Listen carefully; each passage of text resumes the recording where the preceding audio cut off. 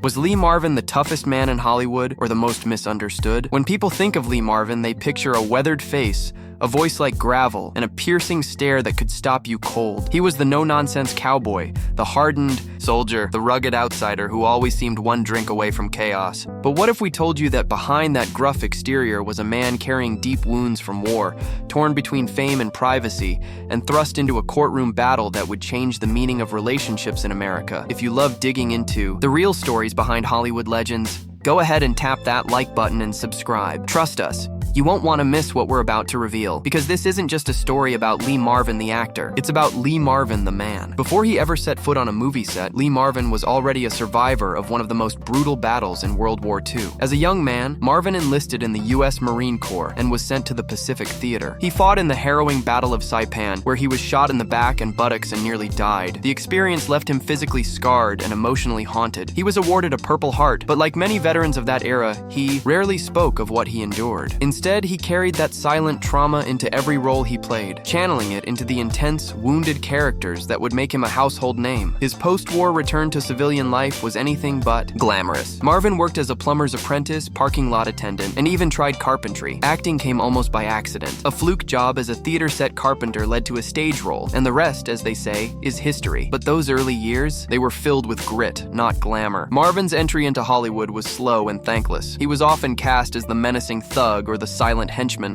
the kind of guy who rarely made it past the second act. His towering 6'2" frame, chiseled jaw, and signature icy glare made him the go-to guy for playing heavies. Whether it was a beat cop on a gritty backlot or a no-name enforcer lurking in the shadows, Marvin delivered menace with a realism few others could match. But back then, these weren't starring roles. They were expendable parts that gave no guarantee of a future in film. In the 1950s, film and television were flooded with westerns, war dramas, and crime thrillers, genres Marvin would come to dominate, but his rise to fame didn't happen overnight. He bounced between B-movies and uncredited television spots, carving out a career one rugged appearance at a time. Viewers noticed, even if Hollywood didn't yet. One early standout performance came in Fritz Lang's 1953 noir classic, The Big Heat, where Marvin played a cold-blooded gangster named Vince Stone. In a particularly memorable and controversial scene, Marvin's character throws a pot of scalding coffee into a woman's face. It was brutal, unforgettable, and disturbing, and it launched Marvin's reputation as an actor unafraid of leaning into the darkest parts of human nature. Directors took note, audiences flinched, and Lee Marvin had arrived,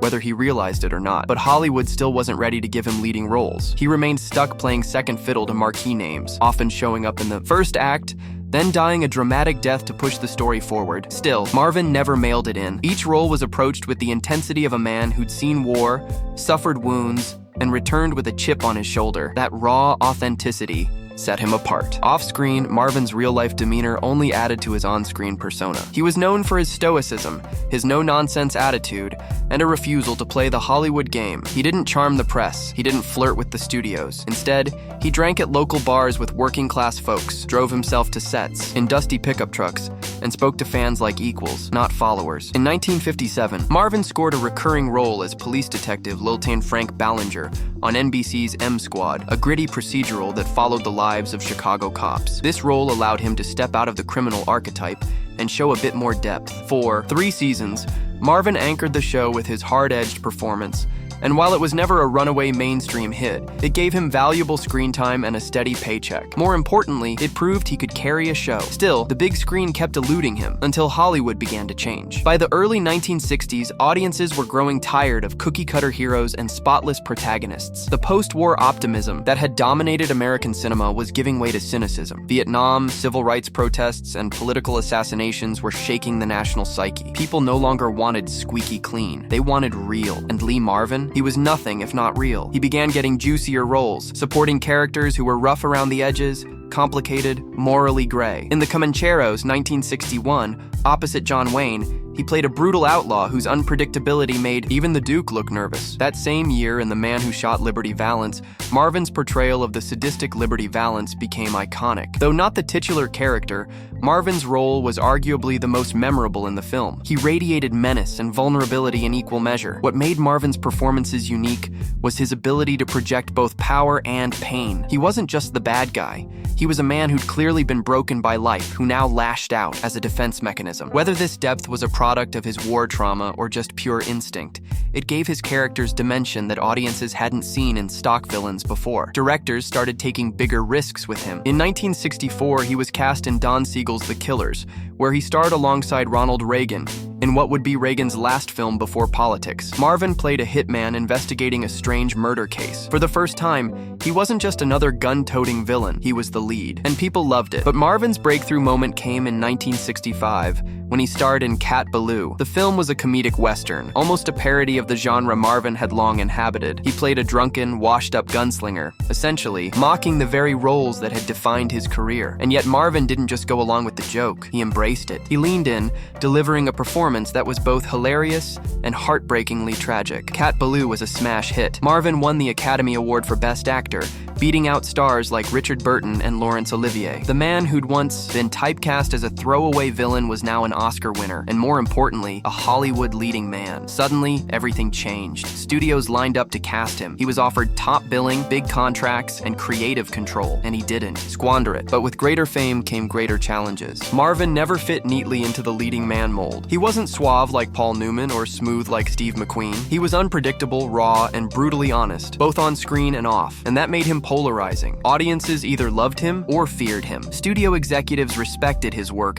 but found him hard to manage. He could disappear for days, show up late, or refuse to do press tours. He had no interest in image maintenance. He believed the work should speak for itself, and often it did. In 1966, Marvin starred in The Professionals, a gritty Western heist film that became a massive hit. A year later, he headlined The Dirty Dozen, a war film that would go on to define the genre. Marvin played Major Reisman, a tough-as-nails officer tasked with turning a group of military convicts into a strike force. The movie was violent, irreverent, and full of tension, and Marvin held it all together with his simmering intensity. By the end of the 60s, Lee Marvin was at the top of his game. He commanded salaries of over $1 million per picture, an unheard-of sum at the time. He was one of the highest-paid actors in the industry, but success didn't soften him. If anything, it made him more uncompromising. He clashed with producers.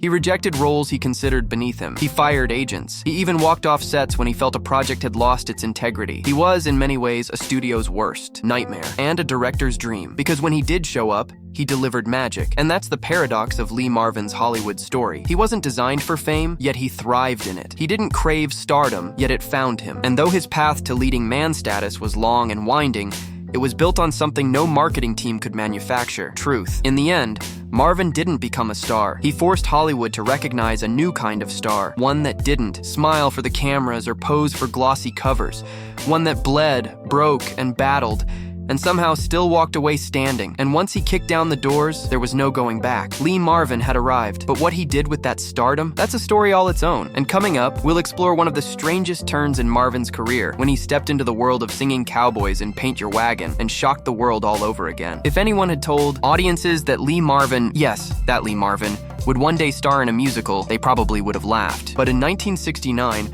Marvin appeared alongside Clint Eastwood in Paint Your Wagon, a Western musical that defied every expectation. Marvin's performance as Ben Rumson was gruff, boozy, and bizarrely charming. And believe it or not, his song, Wandrin' Star, became a smash hit, climbing to #1 on the UK charts and holding its position for 3 full weeks. Was his singing good? Not by conventional standards, it was more of a growl than a melody. But there was something undeniably honest about it, something that fit Marvin's brand of rough authenticity. Even Eastwood, who also sang in the film, didn't receive the same kind of musical success. Paint Your Wagon was both a critical oddity and a cult hit, and it showed that Marvin wasn't afraid to surprise his audience, even if it meant making them scratch their heads. Marvin's relationship with fame was complicated. He never liked the Hollywood lifestyle. He preferred the company of sailors and veterans to red carpets and studio parties. He was known for disappearing for weeks, sailing his boat in the Gulf of California, drinking with fishermen, and living with a kind of reckless abandon that both fascinated and frightened his peers. Stories of his bar fights became legendary. One such incident involved Marvin breaking a bottle over someone's head just for insulting a war buddy. Whether those stories were exaggerated or not didn't matter. They fed the legend. But behind the legend was a man who struggled deeply with alcoholism, loneliness, and a kind of emotional distance that few could penetrate. He rejected roles he saw as fake. He reportedly turned down parts that could have earned him millions because he believed they insulted the intelligence of the audience. In an era when many actors were desperate for fame, Marvin seemed to run from it. This made him difficult to work with, but also deeply respected. Then came the lawsuit that would make legal and Hollywood history. After a years-long relationship with actress Michelle Triola, the couple split. Triola sued Marvin, claiming she was entitled to financial support despite the fact that they were never legally married. This lawsuit coined the now infamous term palimony. The trial became front-page news. Marvin, who had always guarded his private life, suddenly found himself at the center of a media circus. The public was divided. Was Triola a victim of broken promises, or was she exploiting the system? In the end, the court ruled partially in Marvin's favor, but the damage was done. His personal life had been dragged through the mud, and yet the case changed U.S. law forever, giving unmarried partners new legal standing and making Marvin an unlikely figurehead in a cultural debate about modern relationships. It was a role he never asked for, and one he hated to his core. Those who knew Lee Marvin personally, and you'll hear a different story than the headlines suggest. Directors like John Borman described him as introspective, thoughtful, and unusually honest. Fellow actors like Robert Ryan and Charles Bronson said he was one of the most loyal men they'd ever met, despite his flaws. He was deeply committed to veterans' causes and was known to quietly visit VA hospitals, speaking with wounded soldiers, far from cameras or press. He rarely gave interviews. When he did, he spoke plainly. No fluff, no spin. His home life was quiet in later years. He settled in Arizona and spent much of his time sailing, writing, and reflecting. The chaos of Hollywood was behind him, but its impact was forever etched into his soul. In 1965, Marvin won the Academy Award for Cat Ballou, where he played a drunken gunslinger with hilarious self-awareness. It was a breakthrough not just because of the award, but because it proved Marvin could do more than intimidate. He could parody, charm, and surprise. That same year, he starred in The Dirty Dozen, cementing his legacy as a leader among Hollywood's rough-edged anti-heroes. And though his career slowed in the 80s, his influence never did. Actors like Clint Eastwood, Tommy Lee Jones,